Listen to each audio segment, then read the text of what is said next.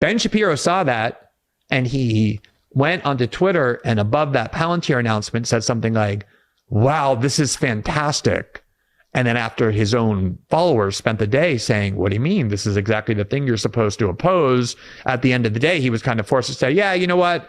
Maybe it would be best if it were open to everybody. But then, like, what's the point of the announcement? He would never have commented on. Obviously, he was happy about that. Tucker Carlson sat down with Glenn Greenwald, and of course, the topic of Ben Shapiro, the Daily Wire, and Candace Owens comes up.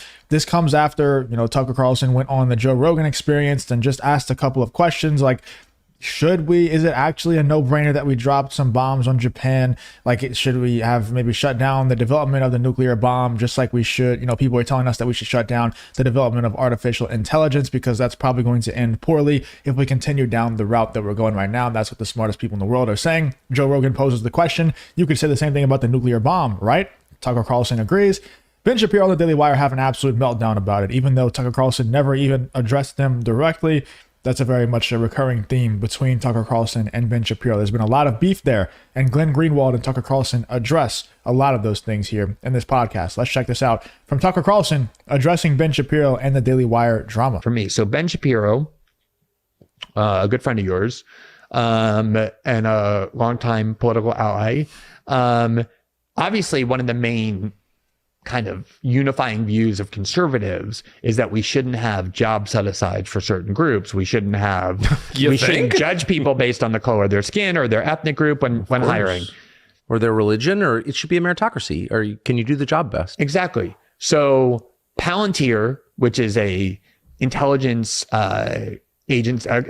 corporation that was started by Peter Thiel, and that has all kinds of contracts with the CIA, the Defense Department, but it's run by Jewish vocal supporters of Israel, announced in October or November, after hearing all this stuff about Jewish students being discriminated against because of their views or whatever. And it was never really Jewish students. It was pro-Israel students who support the war, because a lot of these protests have overwhelming numbers of Jews inside these protests. Protests against Israel.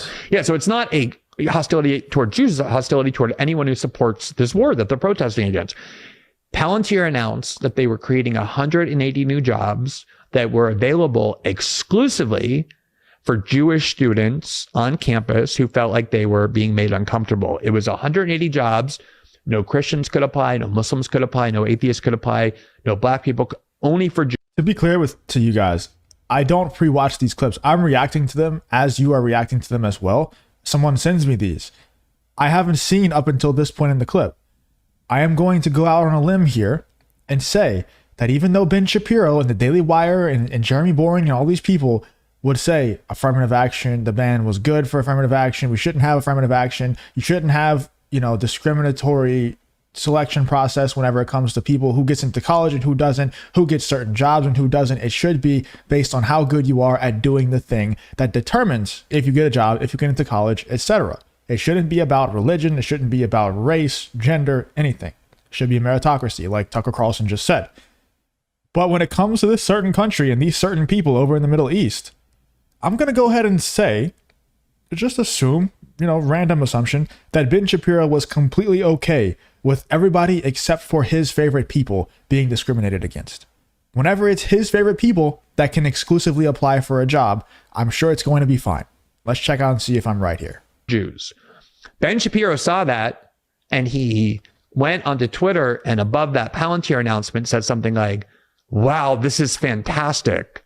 And then after his own followers spent the day saying, what do you mean? This is exactly the thing you're supposed to oppose. At the end of the day, he was kind of forced to say, yeah, you know what? Maybe it would be best if it were open to everybody. But then, what's the point of the announcement? He would never have commented on. Obviously, he was happy about that. Barry Weiss, same thing, Ms. Anti-woke. This is identity politics as pure as it gets, creating 180 jobs solely for Jewish students. And it's, I think, very hard to make the case that Jewish Americans are an endangered or marginalized minority in the United States. Very, very hard to make that case. When she saw that announcement, she put this very excitement, wow, on top of it. And so you see this utter and complete abandonment of what these people have been claiming were their principles, not even in defense of their own country or people in their own country, but this foreign government in Tel Aviv. And yeah, I'm glad that people are actually waking up to this, People are so shocked. I don't know if you guys, let me know in the comments. Are you shocked at this? At Ben Shapiro and Barry Weiss and all these other, so many other people who are supporting these things that, like Glenn Greenwald is saying here, directly goes against a lot of the principles and a lot of things that they've been preaching to their audience when it comes to this certain group of people in this certain country in the Middle East. All of that goes out the window.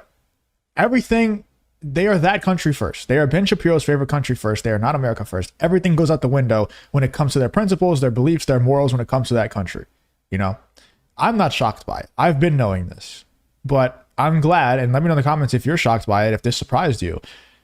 I'm glad that this is now becoming a lot more mainstream, and these people are exposing themselves. Ben Shapiro and the Daily Wire and Barry Weiss and all these other people, they're exposing themselves. You know, and anybody who out there who is willing to open their brain a little bit to see, open their mind to see the corruption that's going on here, they're all going to be able to see it. It's clear as day now. Everybody can see it, you know, and there's going to be certain people, of course, that they're Daily Wire fans. They're going to just support them no matter what. There's people like that for every single group, every single, you know, celebrity, I guess, not even a celebrity, but just personalities online. There's going to be those people that just support them no matter what. But the people with open minds, the people who are actually looking for truth out there, they're going to see right through everything that Ben Shapiro and the Daily Wire are doing. And I'm glad that people like Tucker Carlson and Glenn Greenwald are there to call it out on a larger scale. You know, when you watch something like that and you see a political movement expose itself as a complete fraud. Now, I should say there are a lot of exceptions to, like, hardcore conservatives, like Chris Rufo has often condemned some of these bills. You have too. Candace Owens has too. Tom Massey in Congress has been, like, incredibly steadfast to the point where AIPAC tried to take him out and failed. He just won his primary with like 76. But overwhelmingly, the pro-Israel sector of the American right has proven itself to be such utter and complete frauds about virtually every value they've spent the last decade pretending to champion and believe in. And it's been sickening to watch. The reason it's scary is, again, has nothing to do with Israel at all, about which I have, like, less emotion than most Americans, apparently. I just don't care that much either way. But what's scary is if there's an alignment between left and right, which is to say everyone with institutional power, on the question of speech. In other words, if you say something I don't like, I can put you in jail. Then it's a totalitarian country. By definition. By definition. There is no totalitarian country in history that has offered free speech. And conversely, there's no totalitarian country in history that has refrained from using censorship, which is one of the reasons why it's so bizarre that if you now wave the free speech banner, you're accused that code is like fascist. It's like, show me the fascist country that actually offers free speech and that doesn't use censorship. It's like a hallmark of fascism to do what you're doing. But, you know, well, I know. And I've been attacked recently for just asking questions by the right. I've been on the right my whole life, like since. We know who he's talking about, by the way, by specifically Ben Shapiro and the Daily Wire more than anybody else. And when I said the Daily Wire, Jeremy Boring was the main one. Ben Shapiro and Jeremy Boring were the main ones. And that's what I was talking about earlier with the whole, obviously the Ben Shapiro versus Tucker Carlson beef has been an ongoing thing for quite a while, but it really got set off again whenever Tucker Carlson went on the Joe Rogan Experience and talked about the whole AI stuff and then talked about the bombing of Japan and everything like that. That's what he's referring to when it comes to just asking questions. He genuinely was as well. Childhood and just asking. Oh, you're just asking questions. Like, well, yeah.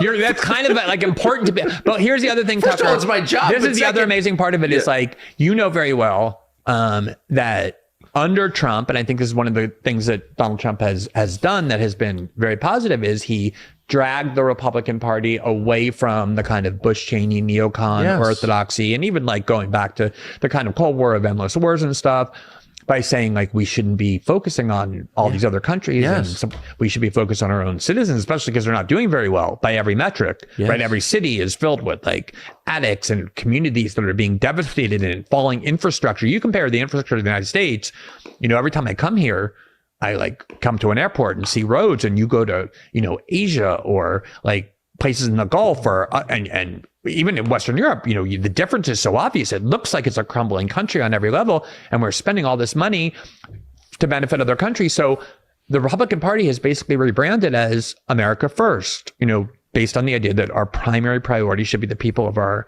country. And I can't tell you how many Republican members of Congress or Republican journalists or pundits I've interviewed over the last 2.5 years who say, we can't be financing the war in Ukraine because we don't have the money to be financing other countries' wars, nor should we be doing that. Our focus should be on our own country. And every single time, well before even October 7th, I would ask them. And then, as you know, when it comes to the certain country over in the Middle East, Ben Shapiro's favorite country, when it comes to that one, all of those beliefs, all of those morals, those principles, they go out the window. Like Glenn is saying, he's making a great point, a point that we've been making for a long time, and now the mainstream is starting to see it. All these people are saying, we should not be supporting Ukraine. We should be supporting our borders, the crime that's running rampant in our country, the inflation, the economy. Like, we should be focused on all these things. They say that over and over and over again, like drones. And then when it comes to Ben Shapiro's favorite country, whenever they need a little bit of help, we abandon all of that. Oh no, the same thing doesn't apply to Ukraine as it does to that Ben Shapiro's favorite country. No, we need to give all the money over there. In fact, we need to implore them to, never mind, I'm not even going to go that far, but you probably know what I'm going to say. They warmonger in favor of that country. You know, it's absolutely wild.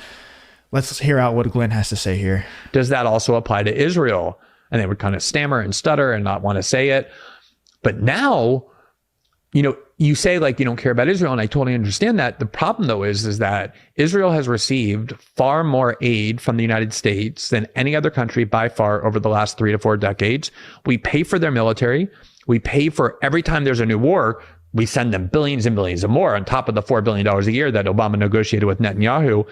Not only do that, but we arm them. The bombs that they use to kill Gazan civilians come from the United States. And I think worst of all, we isolate ourselves from the entire rest of the world. Do you know how many votes there have been at the UN over the past 7 months where the entire world is on one side and Israel and the United States stand alone on the other? With, you know, a couple of those tiny little countries that we often bribe, like Micronesia and Marshall Islands, the part of the coalition of the it's willing. It's literally called Micronesia. Yeah, exactly. Micro. It's like so, you know, it's also just the standing in the world, like our sacrificing of soft power. So we give up so much for Israel in so many other ways that if you're an American citizen, you have to care about it, even if you don't want to. You know, one of the stories we did. What I meant was, I feel emotional. Like, I just have like gut level affection for it because I've had such a nice time there, and I like so many Israelis. By the way, that's exactly, I didn't even know that was Tucker's stance. That's exactly how I feel about it too. The only reason why I feel so passionately about it is because other Americans feel so passionately about it. And what I mean by that is I don't really care. Obviously, obviously it's hard to not just care about a war because you know that there's innocent people dying, you know that there's atrocities in every war, so it sucks. You don't want it to happen. But when it comes to this specific war, I don't care any more than any other random countries went to war. The reason why I care so much is because there's protests on college campuses both ways who feel so passionately about this. And basically the American people have been psyoped to feel so strongly about this war to the fact where it's made me feel so strong about this war to tell you that you shouldn't care as much as you do. Like, I feel like exactly how Tucker Carlson feels, and I think that's how we should all feel, because this war should have nothing to do with us, but we insert ourselves in there. And, you know, people like Ben Shapiro and the Daily Wire, they insert ourselves even more. You know, they brainwash the population even further. Let me know in the comments what you're thinking about Tucker Carlson and Glenn Greenwald addressing Ben Shapiro and a lot of things that he has been saying, as well as the rest of the Daily Wire members. Let me know in the comments what you're thinking about this whole Tucker Carlson versus Ben Shapiro situation.